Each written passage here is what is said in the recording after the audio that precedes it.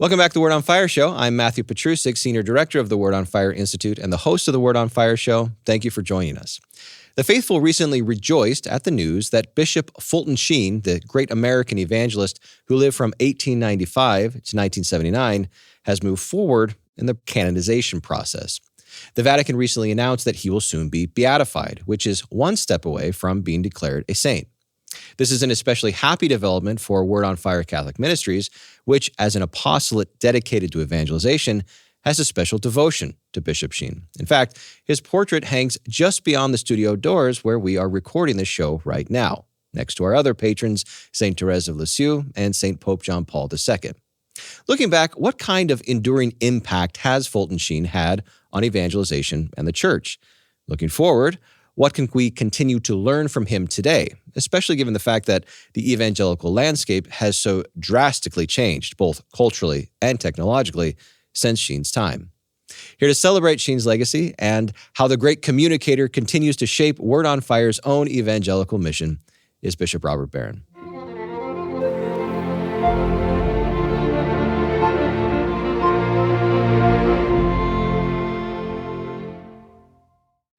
Welcome back to the studio, Bishop. Thanks, Matt. So today we're looking at the great Bishop Fulton Sheen, and celebrating his legacy and looking at his ongoing impact, not only at Word on Fire, but on the church and culture more broadly. But before we do, what have you been up to recently? Well, I'm in the midst of confirmation season, which is always, it's a joy. It's also a bit of a workout. You know, when I was in California, I used to do about 36 confirmations in a 2-month period. So you're pretty much, all the time. Here it's a little bit less, but you just do a lot of confirmations. And I go from end to end of my diocese, from, Wisconsin to South Dakota. Right. So there's a lot of driving, but it's always, it's a great thing. And I think it's an important task for a bishop, because you're there for these young kids to kind of symbolize the universal church. And it's, special for them when the bishop shows up, and I always get a kick out of it. But it's a bit of a, it's a bit of a workout during these months for most of us bishops. Well, so again, we're looking at the legacy of Fulton Sheen. Yeah. But before we look at sort of his impact and his biography, we recently received news that the church has moved to beatify him. So for those in our audience who may not know what the process is, can you explain that process? What does it mean that he's been beatified, but he's not yet a saint? Yeah. Beatus in Latin just means happy. Kind of lovely. When you're beatified, it means that it's one step away from sainthood. So we're talking about the happiness of that person in heaven. So to be a saint, we would say, is to be in heaven. That's ultimately what it means. So it's the last step in the process. The church is very careful in the declaration of saints. You have to go through several stages. When a cause is first introduced, and then the case has to be made. A kind of critical biography is written. There's various interrogations of witnesses and so on and so forth. And one of the key moments, that's where beatification comes in, is the church seeks a miraculous confirmation that the person's in heaven. And Sheen has an extraordinary miracle about a young baby born and who died. I don't know if his baby was born dead or died Didn't right have a after. heartbeat for 61 minutes. I know. And the last version of the story I heard said the baby was actually in the morgue. And so when the priest arrived, the parents summoned the priest to pray, the nurse said, "Father, the baby's gone and the baby's in the morgue." And the mother said, "I want the father to pray." So, all right. They backed off. And the priest put a relic of Fulton Sheen on the baby's chest and prayed, just prayed the Our Father. And then the baby begins to cry. And the doctor at that point was, flabbergasted, but then said, well, the baby's alive, but he's going to be completely impaired and there'll be irreparable brain damage. He's a young, healthy, young, bright kid today, named Fulton. So it's an extraordinary miracle. Now, the church, when you get one that you can verify, that's enough for beatification. You need a second one, then to move to canonization. So he's very close now to being declared a saint. Let's look at Bishop Sheen, the man, and in his teaching, his impact. Start with a brief personal and intellectual biography. before looking at his impact on you and on Word on Fire and the work of evangelization here. So what are some key moments in his life and some sort of key ideas that he encounters that leads him to become the great Bishop Fulton Sheen? Yeah, well, he's from my home state of Illinois, a little town called El Paso, Illinois, not far from Peoria, from a very simple background. Early on, he conceives the idea of becoming a priest. He's one of those people that's called, very young to become a priest. Studies in Illinois, studies also up here in Minnesota. He was for a time at St. Paul Seminary, That's right, yeah. where I send my students. Then studied at Catholic U, and then finally at Louvain, the great Catholic University of Louvain. So he had a very rich, very thorough education, has a great love for philosophy and for St. Thomas Aquinas. I'll say this as a proud Minnesotan. Sheen's devotion to the Holy Hour, they say, credibly began up here at the seminary, that he had a professor there that impressed upon him the centrality of the Holy Hour, which then he practiced his whole life and then propagated to the world, really. Well, I think Minnesota can claim a little credit for that, But he had a very rich background, and when he returned home as priest of, Peoria, everyone knew he was destined to be a professor. But the bishop at the time wanted him to spend a little bit of time in a parish just to kind of test his obedience, And so the young, very gifted figure said, okay, I'll be a parish priest for a while. And then the bishop said, okay, off you go. And he was offered a job at Catholic University. Uh-huh. He remained there for many, many years. I think it was over 20 years. He was professor, philosophy, apologetics, religion at Catholic University. And then when he was, I think about 50, maybe early 50s, he begins his the TV ministry that he's best known for. But, that's a very important moment in his life that he had a long formation as a student and then a long further formation, you might say, as a professor of theology. That's what made his public evangelical work so powerful.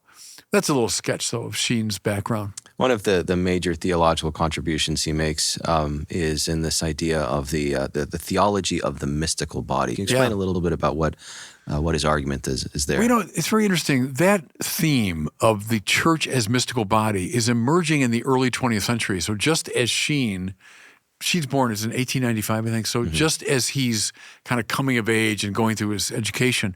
And then it's under Pius XII. Now, a few decades later, he writes this great encyclical called Mystici Corporis, which develops that idea very strongly. It's this wonderful idea. The roots of it are ultimately biblical in people like St. Paul, but it's reiterated in the theology of the 19th century, especially in Germany, that the church is not so much an organization. So we can look at a corporation, a business, a government, and we can see certain analogies with the church. It has offices and hierarchies and so on. But it's wrong to think of the church primarily as an organization. It's more like an organism, which means a living thing made up of cells and molecules and organs and constituting a body of interrelationship and interdependence under the headship of Christ, animated by the Holy Spirit. That's the church. We can pull out all kinds of ecclesiological implications from that, and it gives you a much richer understanding of what it means to be a member of the church. Can you see how, and Sheen brought this out, from the mystical body theology comes a deep commitment to justice and concern for the poor and for the hungry and the homeless, because they're not just people having problems, they're members of the same body that I'm a member of. And so the healthy organ can't say to the sick organ, well, that's your problem. No, it's our problem, right. So from the mystical body theology comes this very strong commitment to social action and Catholic action, social justice. And Sheen had that. His great book on the church, which develops these themes, ends with a reflection on Catholic action, right. Which I think is very, very powerful. Those are great themes prior to the council. Now, a show we could do sometime is why some of that didn't get carried through. Vatican II shifts to church as people of God, an altogether legitimate image too, but it tended to shift away from church as mystical body. Yeah, right. And in my judgment, that's a problem. that we set aside this extremely rich metaphor for the church. But it was very important for Sheen, yeah. One of the quotes you've highlighted from Sheen is where he argues, I believe this is in his book, quote, "The church is the prolongation of the incarnation through space and time." Explain what he means by that. I love that, and that's based in the church fathers. So the Word of God took to himself a body 2,000 years ago. We say the human nature of Jesus, right? He takes to himself this human nature and then uses that, this is Thomas Aquinas' language, as an instrument. So the Logos uses as an instrument the humanity of Jesus, so that humanity becomes an icon of the invisible God, as St. Paul put it, right? So Sheen, following the fathers, would say, but then there was a second kind of incarnation. Again, analogy, kind of incarnation, whereby the Logos now takes to himself the mystical body of the church. Now think of Jesus saying to Saul, "Saul, Saul, why are you persecuting me?" See? So the Logos has now taken to himself the mystical body of the church, all of us, who are cells, molecules, and organs in his body. He's the head. So it's a prolongation in that sense of the incarnation.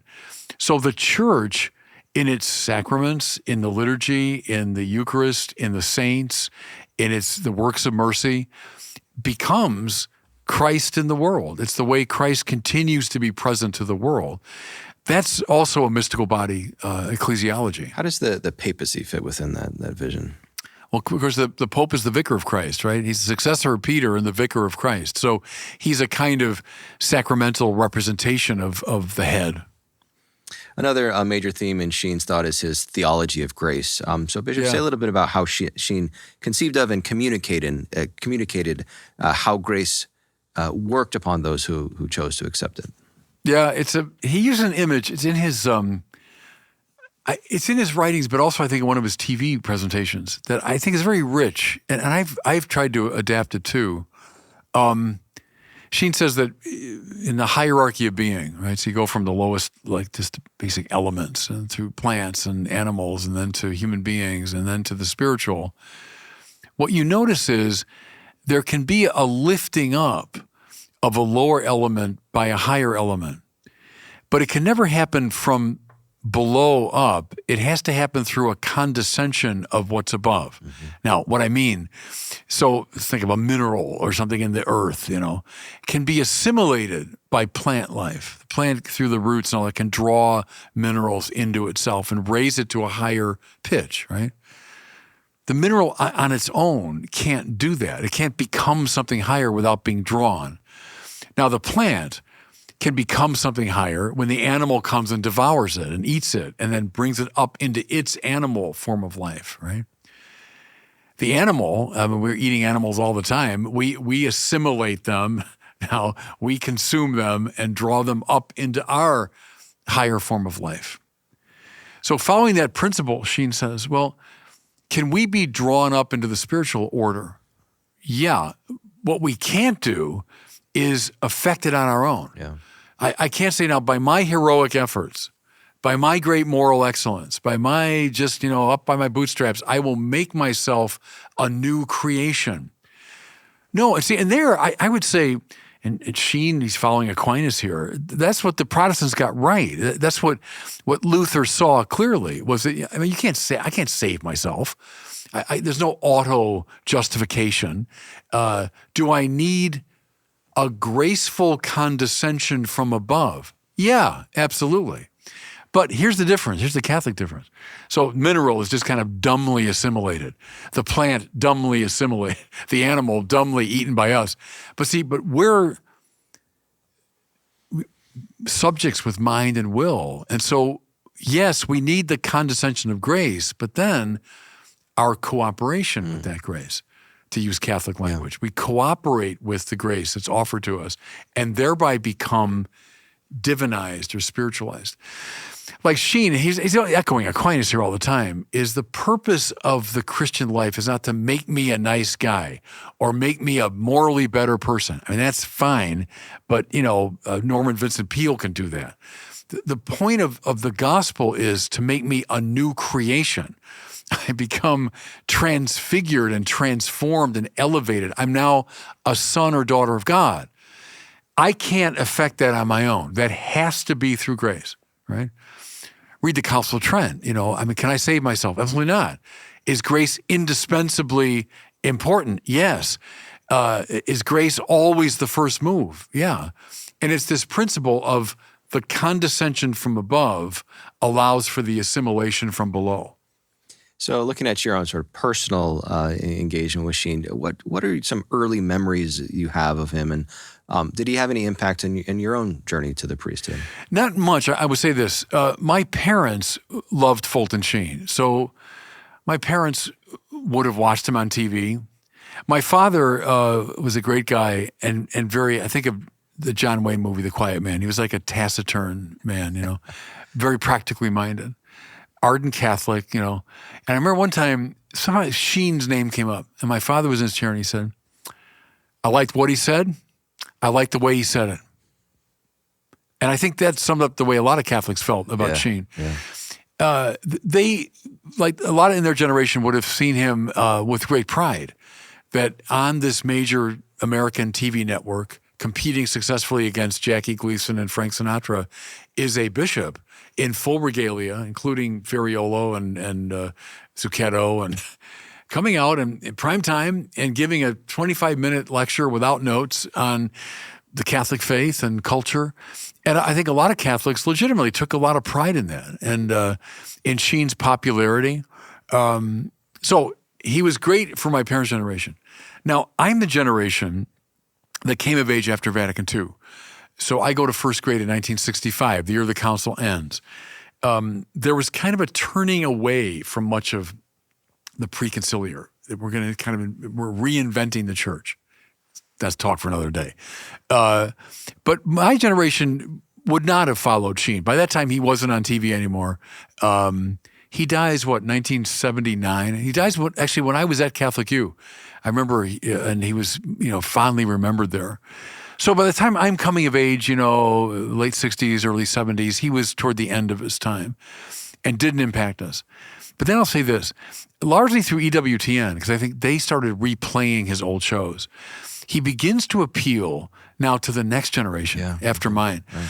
So when I come back to Mundelein Seminary to teach, I discovered these young guys. They're the John Paul II generation for sure by that time. See, John Paul was Pope when I entered the seminary, but he hadn't had the impact yet. Yeah, right. But by the early and mid-90s when I'm teaching, all of these guys were there because of John Paul II.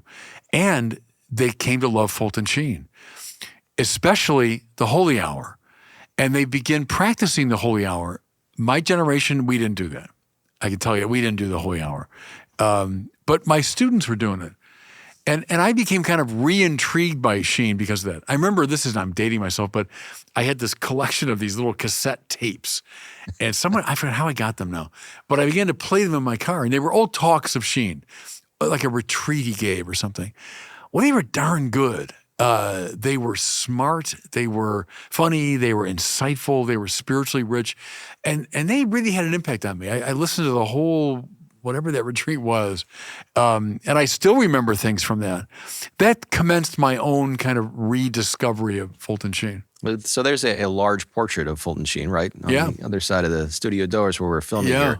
What impact did he have on your decision to form Word on Fire Catholic Ministries? A lot, because Sheen, I just saw him as he was the patron saint of evangelizing through media. And see, here's what I think there is a point of contact in a way between the two of us, because I had this very rich formation in philosophy and in theology, including Catholic U and a European. I went to the Institut Catholique in Paris. He went to Louvain, which was a few clouds away, from Paris. We both had a Catholic U connection, both a rich appropriation of especially St. Thomas Aquinas. And then we also come together this way. We both taught for a long time. So I taught at Mundelein from 92 until, I became rector in 2012, so 20 years. Okay. He taught about 20 years at Catholic U. And then at that moment, so Word on Fire commences around 2000. I would have been 40 at that time. By the time we're doing the Catholicism series and all that, I'm in my mid-40s. Sheen Yeah, Sheen's on the radio by that time, in like his 40s probably, and then TV by his 50s. That's when now the Catholicism series and many things we're doing. So there is a kind of interesting parallel between the two. And I just saw him as someone who paved the way, especially, may I say, in the importance of that formation. One of my pet peeves is the number of people that would just, hey, I got a microphone, I'm a Catholic, here's my podcast show. Well, who are you? And where were you educated? And what do you know about the faith? And I'm being a little cynical there because some people are great, but you just put out a shingle and say, I'm a Catholic podcaster. Yeah. Sheen had a very, very profound formation intellectually.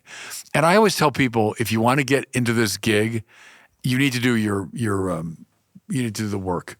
You can't just hang out your shingle. You've got to be grounded in the great tradition and know what you're saying. And so Sheen is a model to me of that. So a few years ago, you came out with this series called the Pivotal Players, following your Catholicism series, and you devote a whole episode to Fulton Sheen, and he's among some of the greatest lights in the history of the church.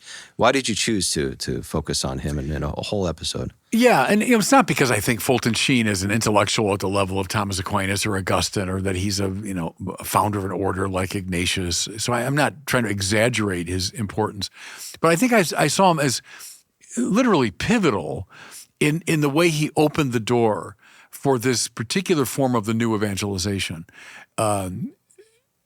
Groundedness in the great tradition, but then willingness to use what the most contemporary forms of communication.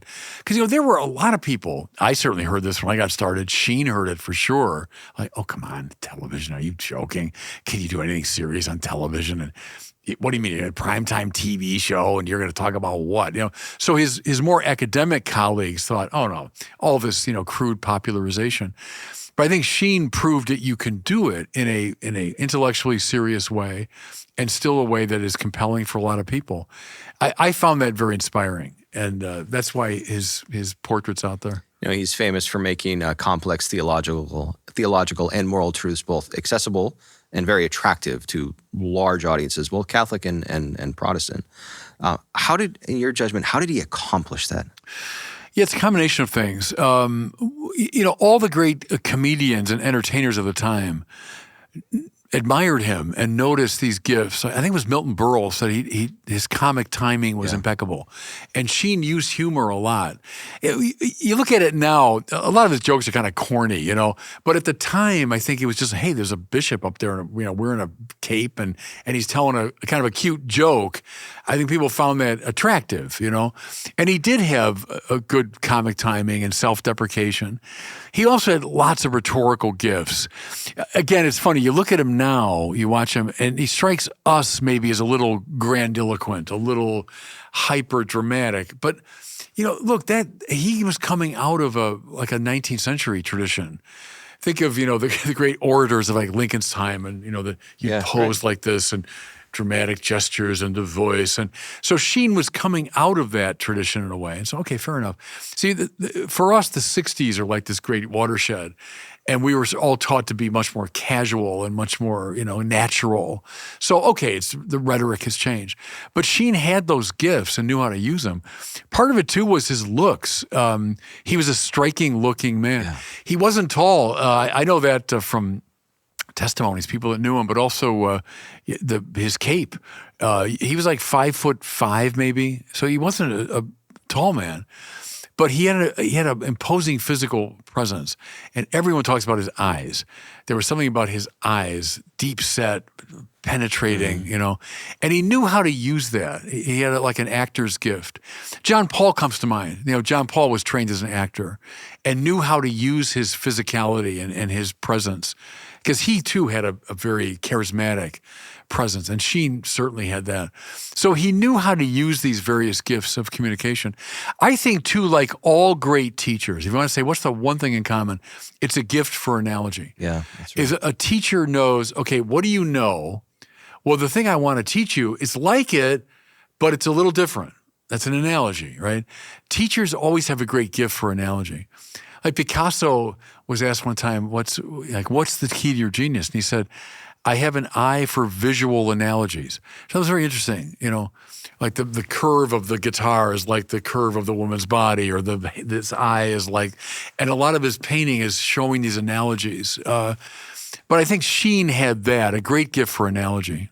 Sheen also did not shy away from using sharp prophetic language to condemn the moral errors he saw in the culture and in the world, even in politics. How do you think he was able to do that without alienating his millions of viewers? Yeah, because I think he established goodwill. I think they knew, okay, I like this guy, and he's smart, and he appealed. This is very important. He appealed way beyond the Catholic Church, and he had that. It is a Catholic instinct to use like the natural law to find, what are the things that we all have in common? Catholic, Jew, Protestant at that time, and they did. He appealed widely to Protestants by appealing to great American values and then these common moral values, I think, and basic biblical values. I think he built up goodwill, which enabled him then. He was a great opponent of communism, and one of the greatest in the 20th century. And the communists knew it, and they were after him. They were watching him, and they were wary of him. Something I'll tell you I was happy about, recently I was bad-mouthing AOC and Mayor Mamdani because they're coming out with these, frankly, Marxist formulations.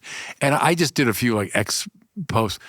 And I was very happy. Someone said, well, not since Fulton Sheen has a bishop come out that strongly. I thought, well, all right, fine. I'll accept that. Yeah, absolutely. I hate communism. I hate Marxism. And it's very, very dangerous. And so when these politicians are just, blithely trading in Marxist claptrap, so Sheen was against it like mad in the 50s, and I'm against it now. So we'll soon turn to our listener question. But before we do, by way of conclusion, Bishop, thinking about how we can use the great gifts that Sheen has to evangelization context today, while recognizing that both culturally and technologically things have drastically changed. It's hard to imagine 30 million people tuning into a primetime event, but perhaps we can hope. So what advice do you think Sheen would offer us on how to use or perhaps not use social media? Yeah, it's a good question. I don't know what he would say about that. Because, to see Sheen, you'd have to tune in your TV or your radio at a particular time, And I think he would have appreciated social media, but also seen the real negative side of it. What would he say to people today? I think he'd emphasize the education side of it and read, and be grounded in the great tradition. He famously said that he made sure he ran every single word of Thomas Aquinas in Latin past his eyes. He read everything Thomas Aquinas ever wrote in Latin. And I believe that. I think he would have done that. They say when he was preparing his talks, he would write them out in French and in Latin, and then he would practice them in those two languages just so they would get into his soul. And then he would deliver it in English, without notes. And people find that amazing. He'd go on for a half hour without a note in front of him and end, on the point. But like anybody else who makes it look easy, there's a ton of work that goes into making it look easy. And Sheen had that kind of, dedication. What kind of counsel or perhaps caution do you think Sheen would offer to the now, and you've just pointed to this, multitudes of self-identified Catholics who go online, turn on their camera, get the microphone, and claim to speak on behalf of the church? I think he'd be wary of them. I think he'd be wary, and he'd want to make sure they have the requisite formation. Something, I've said this at bishops' meetings. We monitor textbooks. We monitor catechetical programs. We give imprimaturs. We certify professors. We do all those things. But let's face it, most people today, they're not getting their instruction from books and pamphlets and university courses. They're getting it from the internet. So why aren't we having more control over the internet? And I still think that's a good idea. Now, what that looks like precisely, I don't know. But I think we bishops, as teachers of the church, should have more control over what's being said in these social media platforms. It has gotten out of control, I think. Yeah, and there again, you say, censorship, but we do it in all the other areas. Yeah.